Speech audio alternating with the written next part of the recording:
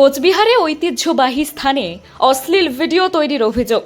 বিশ্ব রাজবংশী উন্নয়ন মঞ্চের প্রতিবাদ। কোচবিহারের ঐতিহ্যবাহী স্থান এবং রাজবাড়িতে অশ্লীল ভিডিও এবং রিল তৈরি করার অভিযোগ উঠেছে। এই নিয়ে কোচবিহার জেলা শাসকের কাছে লিখিত অভিযোগ দাখিল করল বিশ্ব রাজবংশী উন্নয়ন মঞ্চ।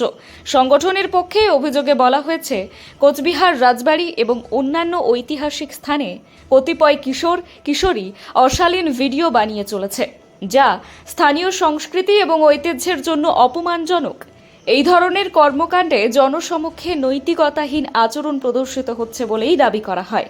বিশ্ব রাজবংশী উন্নয়ন মঞ্চের তরফে সংগঠনের আইনজীবী মৃগাঙ্ক রায় জেলা শাসকের কাছে লিখিত অভিযোগ এর পাশাপাশি প্রশাসনের কাছে দ্রুত ব্যবস্থা নেওয়ার দাবি জানিয়েছেন। তার মতে, ঐতিহাসিক স্থাপনাগুলো সংরক্ষণ এবং সম্মান করা প্রয়োজন এবং অশ্লীল কর্মকাণ্ড বন্ধ করতে কঠোর নজরদারি চালানো উচিত। We noticed that some individuals, mainly I don't know, but they are creating a vulgar reels in heritage premises. So we filed a written complaint that the DM estimate office will take action.